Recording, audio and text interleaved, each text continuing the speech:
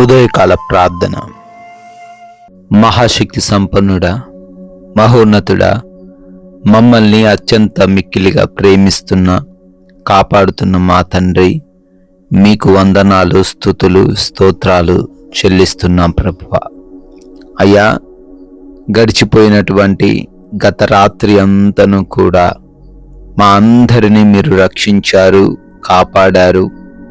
మీ కృపా సహాయము చేత మమ్మల్ని భద్రపరిచినందుకు, అయ్యా, మంచి నిద్రతో సంతృప్తి పరిచినందుకు స్తోత్రాలు చెల్లిస్తున్నాం ప్రభువా.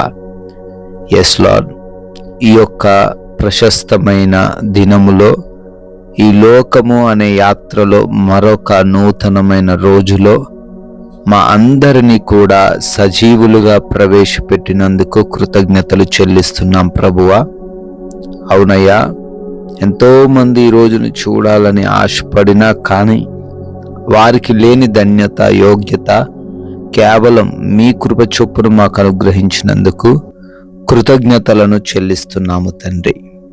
భయపడకుడి, జడియకుడి, దృఢత్వము వహించి ధైర్యముగా నుండుడి అని యెహోషువ గ్రంథం 10వ అధ్యాయం 25వ వచనం ద్వారా లేఖనాలు సెలవిస్తూ ఉన్నట్లుగా, అయా, భయపడొద్దంటున్నారు.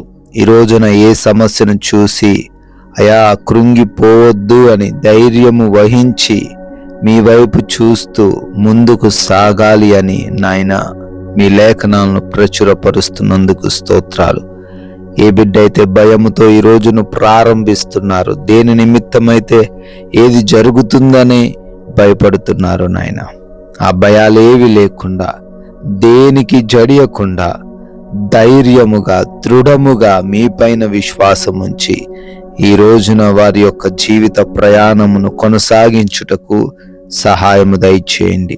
వారికి ఏ సమస్య రాకుండా కాపాడండి నాయన.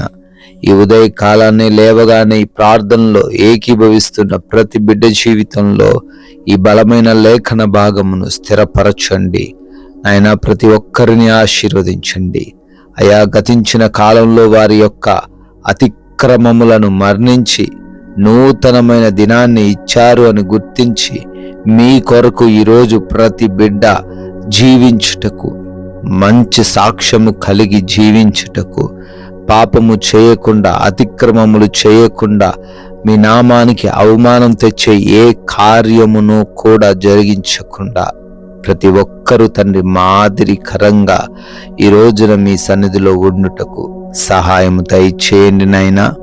అయా, చేస్తున్న పనులన్నిటిని బట్టి అడుగుతున్నాము. ఉద్యోగ, వ్యాపార, పరిచర్యలను, చేతి పనులను, ప్రతి విధమైన పనిని ఈ రోజున దీవించండి అయ్యా.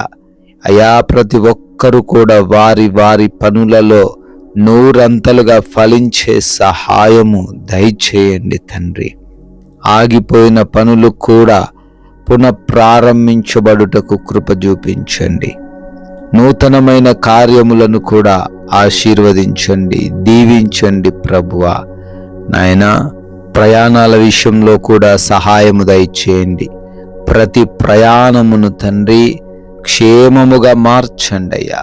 అయ్యా, ఎంత క్షేమముగా వారు గృహము నుంచి బయటికి వెళ్ళారో అదే క్షేమముతో వారి యొక్క గృహాలు చేరబడుటకు సహాయము దయచేయండి. అపాయాలు, ప్రమాదాలు, మార్గము మధ్యన సమస్యలు ఏవిని వారిని తండ్రి తాకకుండా భద్రపరచండి తండ్రి.